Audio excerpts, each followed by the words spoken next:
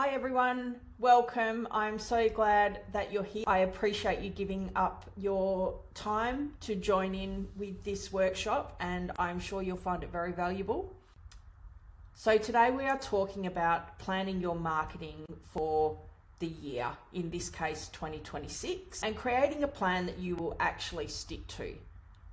I know that the start of the year can feel a little chaotic. You've got lots of new goals, new ideas. If you're anything like me, you've probably got a billion tabs open in your head and you're trying to make sense of them all. So today is all about making things feel clearer, lighter, and a whole lot more manageable for you. I'm going to start with a quick intro of myself for those of you that don't know me. My name's Lisa Stevenson, and I am a brand strategist and designer. I am fortunate enough that I've been doing that for 30 years, and in that time I've worked with over 8,000 clients and produced hundreds of brands. I also own Worldwide Osborne Park and Subiaco, and I've had them for 20 years. And my absolute passion is helping businesses create branding and marketing that not only looks good, but it actually works hard for them. And I love seeing businesses succeed. So today isn't about giving you more to do. It's about giving you a simple framework that you can use to plan your year with confidence. So I won't be giving you any jargon. I'm not going to create any overwhelm for you. By the end of this session, you'll leave with clarity. So you'll have a framework, you know what the next steps are, and you'll have a really successful marketing year. With this recording, you would have received a workbook. So I hope that you've printed that out, or you've got it up on screen. You've maybe got a notepad near you so you can work through this workshop. It is a practical workshop, and I've recorded this in a way that you can pause the recording as we go through to do each of the activities. And by the end of it, you're going to have a really great place to start for a marketing plan. So what are we going to cover today? We're going to cover a quick reflection of what actually worked for you in 2025. We're going to cover how to map out your marketing year simply, how to choose the right channels and ignore all of the channels that you don't need or that are going to take too much time and effort for the return that you're going to get. We're going to talk about building a monthly rhythm that you can stick to. And finally, how design and print and merch can support everything you do. Obviously, I'm a designer, I own a printing company.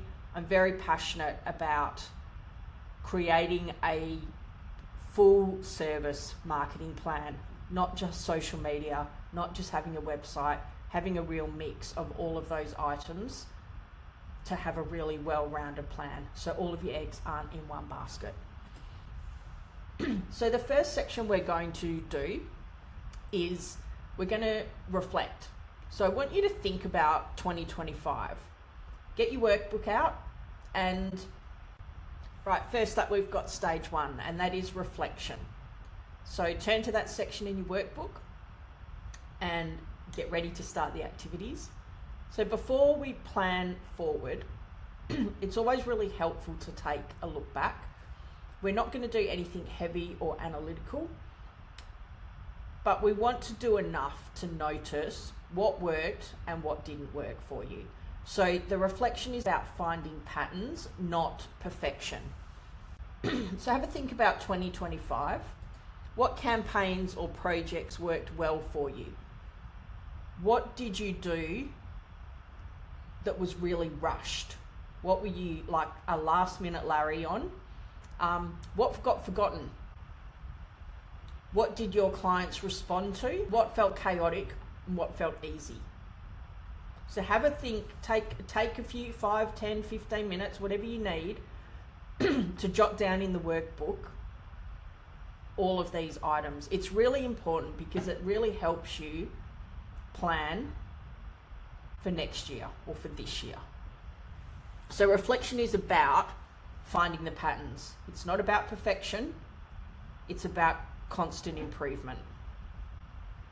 So pause here and complete stage 1. Welcome back to stage 2, mapping the big moments. Every great marketing plan has to start with some big picture thinking. So I want you for this stage to think of your year like a wall calendar. Before you fill in all the detail, you need to mark the important dates. These are your anchors, and once these are mapped, everything becomes easier. My recommendation for this section is that you jot them down in your workbook, but also have a pad of post-it notes that you can pop each moment onto a post-it note, and that really gives you the flexibility to be able to move them around when you're actually planning out your calendar. So when you're thinking about your big moments, here's some suggestions that you could cover. So end of financial year. Do you do any key promotions? Do you have seasonal peaks and troughs? Are you busier in summer or winter or spring, or, when school holidays are on, or when, it's Easter? Where are you at with that? Do you do any events or expos or markets or collaborations? Do you do anything for Christmas? Is that a busy time of year, a quiet time of year for you? What major campaigns do you do for marketing? Do you have regular campaigns that you do, or regular offers? Do you do things like Black Friday or Boxing Day sales, end of financial year sales? What gifting opportunities do you have to thank and recognise your clients? And what internal deadlines do you need to work to?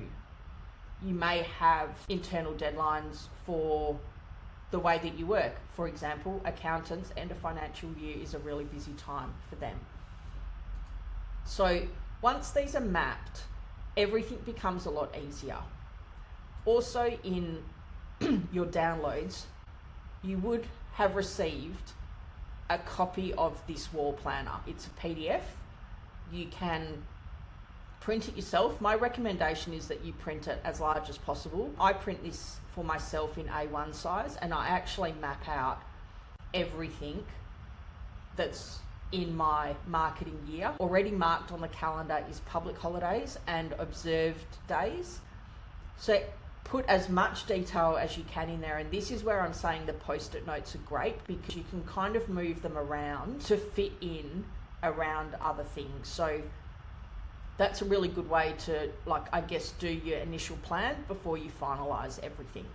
So pause the workshop and complete stage 2. Now for stage 3, choosing your core channels. And this is where most people overcomplicate things. You do not need to be everywhere. You need to be where you can show up consistently. For most businesses, I would say 3 to 4 channels is more than enough. And yes, print and branded merch absolutely counts as a channel. Don't just go all online. Having something tangible is extremely powerful. So we're going to talk about the core channels. Like I said, you don't need to be everywhere. You need to be where you can show up consistently.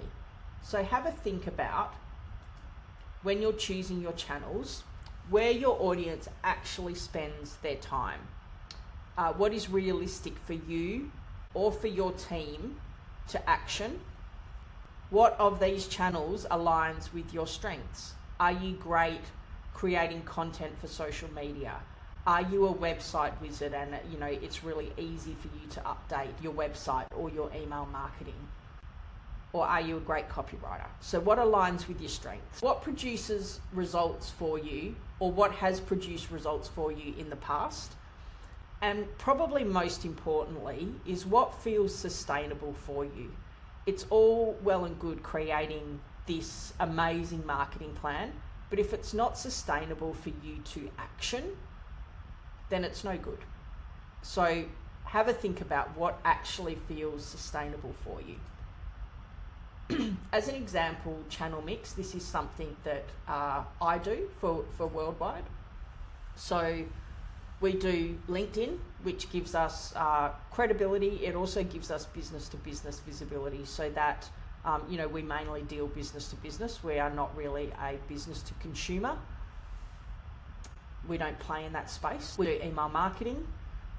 That's about nurturing, sometimes about reminders. We're very careful about how much of that we do. Probably only a couple of months tops. Do you have someone, or can you update your website in-house? Your website must always be relevant. Extremely, extremely important. Do you have any print and merchandise touch points? Like I said before, tactile is good. Having something that sits in front of people or that people use all the time is really helpful. It's really good at keeping your brand top of mind. Do you use social media? Do you have a bit of fun on TikTok?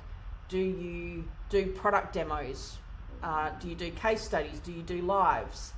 Whatever it might be, have a think about what your channel mix should be. You do not need to execute perfectly, but most importantly, you want to show up consistently. So make sure you've got the time and resources when you're choosing these channels, and less is more. If you don't have a lot of time, if you don't have a lot of resources, if you're just starting out, just choose one or two to start with, and then you can build on it. So pause the workshop and make a list of your channels. In the workbook, actually, there is a master list of channels which will help you choose. Stage 4 is all about building up your monthly rhythm. So when you're thinking about your rhythm, remember that the marketing plan only works if it's simple enough for you to follow and deliver consistently. So if you're just starting out, here's what I recommend for you. Pick one monthly focus, just one. Do it for a month or two. You can add on, but start with one and do it well. So that might be a theme. You might want to focus on a certain product or a product range. You might want to talk about problems that you solve around a specific area. It may be seasonal. Right now we're in the middle of summer. If summer's a peak time for your business, you might be an ice cream vendor. Let's start with the seasons. If you've got an event coming up, or if you provide a certain service, focus on one thing, and then build all of your marketing actions around that focus. And the next thing, once you've chosen that, is to develop your monthly marketing formula or your monthly rhythm. So you've got your one focus. Now, what are you going to do with that? So it might be that you're going to do one email in the month. You're going to do 4 social media posts. You're going to print a brochure, or you're going to brand an item as a giveaway. And then review and adjust it. So keep moving, keep analyzing, see what kind of response you get, and keep tweaking. Okay, you want to make it simple, manageable, and repeatable. So pause the workshop here and develop your monthly rhythm. Choose your focus. Okay, this is the last stage. So stage 5 is all about bringing it all together. So do you have everything that you need to action your plan? Stage 5 is about aligning your support tools. So once your plan is shaping up, making sure that you've got all the tools that you need to action your intentions. So I want you to ask yourself, does your branding feel consistent? Do you have templates that work across both print and digital assets? Do you have the right merchandise or print assets ready? Is there anything that you need to refresh for this year to action your marketing plan? So when your brand foundation is strong, your marketing becomes a lot easier. So that could be things like, do you have a full suite of logos? You know, we constantly get calls from clients asking for their logo files because they can't find them. So do you have a full suite of your logos that has a transparent background that's available to be used for different purposes? So you might need a few different file formats, things like that. Are you ready to go? Pause the workshop now and just do a quick review of what your intentions are, what you're going to need, and do you actually have it? Well done, you've made it to the end. I'm going to do a very quick wrap up and then we're finished. So from me to you, with the work that you've just done, you've got this. You've got great foundations to plan your marketing. You've got the simple framework, you've got some confidence, and now you can go and build a marketing plan for the year that's actually going to work and that's realistic for you to action. So for the people that attended live, you've already received this. So you've got your marketing planner for Standout Brands, the ebook. You have the recording, and there's also a link to book a chat if you would like help to bring your plan to life. And I really mean this. Marketing does not have to feel complicated. It's all about simple and consistent. So go forth, prosper. Thank you for attending. I would love to hear your feedback. I would love to hear your successes, equally your challenges. So reach out if you'd like to get in contact. Thank you.